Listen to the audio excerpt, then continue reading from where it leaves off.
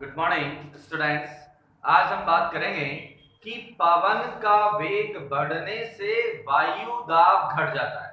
क्यों घटता है, किस प्रकार घटता है, उसके कुछ क्रियाकलाप भी करेंगे कि पवन का वेग बढ़ने पर, टॉपिक है हमारा पवन का वेग बढ़ने पर वायु दाब घट जाता है। पवन का वेग बढ़ने पर वायु दाब घट जाता है। इसके लिए क्रियाकलाप करते हैं। क्या करें, एक क्रियाकलाप करेंगे और क्रियाकलाप द्वारा समझेंगे कि किस प्रकार से वायु का वेग बढ़ जाता है तो वायु दाब घट जाता है। तो कागज के एक टुकड़े को मोड़कर किसी खाली बोतल के मुख पर हम यानी गेंद जैसी आकार बनाते हैं, संरचना बनाते हैं। एक सबसे पहले अपन ने क्या लिया, एक खाली बोतल। क्या लिया भाई, एक खाली बोतल ली और ये खाली बोतल इस प्रकार से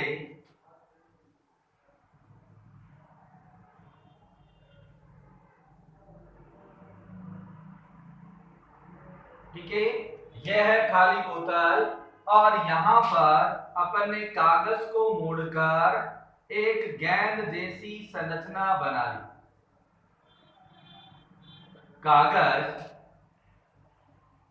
कागज की गेंद जैसी संरचना, कागज की गेंद जैसी संरचना और ये है बोतल। यहां पर मुख की सहायता से, इसकी सहायता से भाई, मुख की सहायता से हम इधर क्या मारते हैं, फूंक। क्या मारते हैं भाई, फूंक यानी हवा मारते। अब देखें, हमने खाली बोतल ली, खाली बोतल के मुख पर अपन ने कागज की गेंद बनाकर उसको उसके मुख पर रख दिया। अब खाली बोतल को पकड़कर उसके मुख के पास कागज की गेंद को रख देते हैं, रख दिया। अब फूंक मारकर गेंद को भीतर डालने का प्रयास करते हैं। जैसे बोतल ले ली और इस प्रकार से फूंक मारी, तो फूंक मारकर हम यहां से इस गेंद को भीतर डालने का प्रयास करते हैं। और ये क्रियाकलाप अपन ये विभिन्न आमाप वाली बोतलों के साथ भी कर सकते हैं। ठीक है, तो अब क्या निष्कर्ष निकलेगा कि जब हम बोतल पर मुख पर फूंक मारते हैं तो मुख के पास की वायु का वेग अधिक होता है। जैसे आप यहाँ फूंक मारोगे तो यहाँ जो बोतल का मुख होगा, यहाँ पर वायु का वेग अधिक होगा और अधिक होगा तो यहाँ का वायुदाब कम होता है। तो बोतल के मुख पर फूंक मारने पर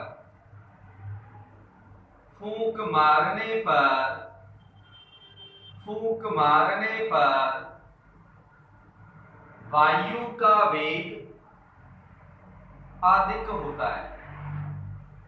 वायु का वेग अधिक होता है। वायु का वेग अधिक है परंतु वायु दाब क्या हो जाता है, कम।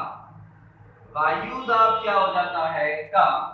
जैसे ही बोतल के मुख पर फूंक मारी जाती है वहां पर वायु का वेग तो बढ़ेगा लेकिन क्या होगा, वायु दाब कम हो जाएगा। इसके विपरीत बोतल के भीतर वायु दाब अधिक होगा। तो देखें, यहां पर अगर बात करें अपन तो यहां पर वायु का वेग की बात करें तो वेग तो है ज्यादा, लेकिन वायु दाब की बात करें तो वायु दाब क्या होगा, कम होगा। इसके विपरीत यहां की बात करें तो यहां पर वायु का वेग जो है ये कम होगा और वायु का दाब जो है वो दाब अधिक होगा। तो दाब अधिक होने के कारण इधर से जो दाब बढ़ेगा किधर, इधर कम दाब है और इधर ज्यादा दाब है, तो हवा किधर दाब मारेगी, इस और गेंद किधर आएगी, बाहर की ओर। गेंद किधर आएगी भाई, बाहर की ओर।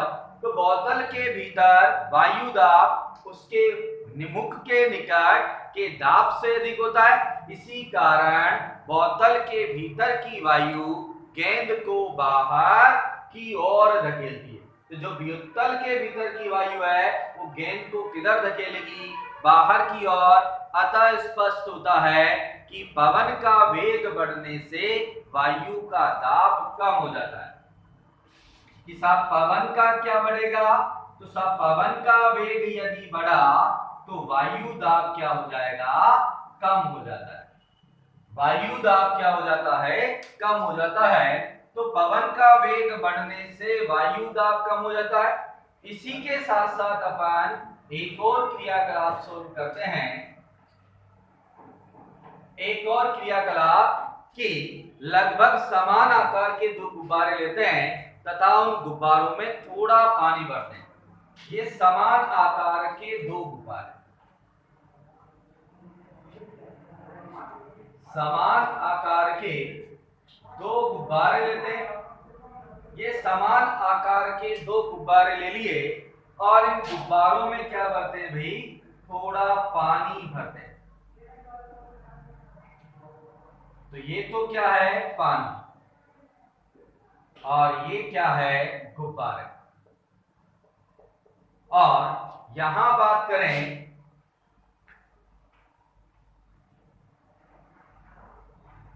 तो मुख की सहायता से क्या दी जाएगी भाई, हवा,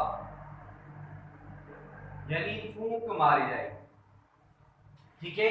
अब देखिए दो गुब्बारे समान आकार के गुब्बारे ले लिए और उन गुब्बारों में थोड़ा पानी भर दिया।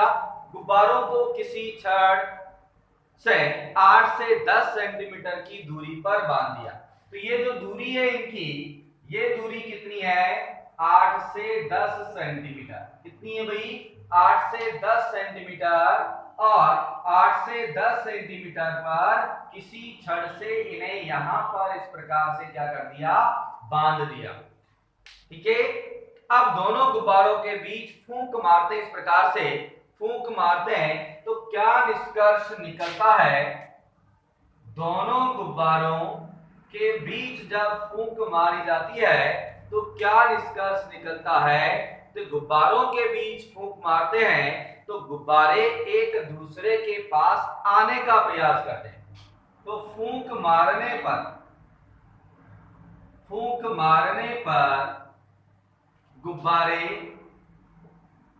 गुब्बारे पास आते हैं।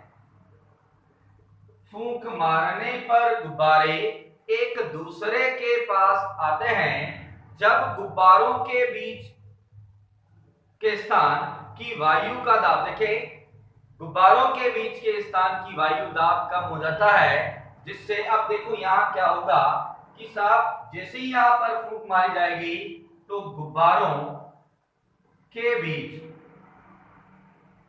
वायु दाब क्या हो जाएगा, कम हो जाएगा। तो यहां पर वायु दाब जो है इस बीच वाले स्थान पर, यहां पर वायु दाब क्या है, कम, जबकि इस ओर जो है ये वायु दाब जो है ये अधिक होगा। और अधिक होगा तो ये वायु जब दाब लगेगा तो ये इस ओर से इस ओर लगेगा, बाहर से अंदर की ओर लगेगा। अंदर वायु दाब कम है तो ये गुब्बारे, जैसे ही गुब्बारों के बीच वायु दाब कम हो जाएगा तो गुब्बारे फलस्वरूप क्या होंगे, गुब्बारे एक दूसरे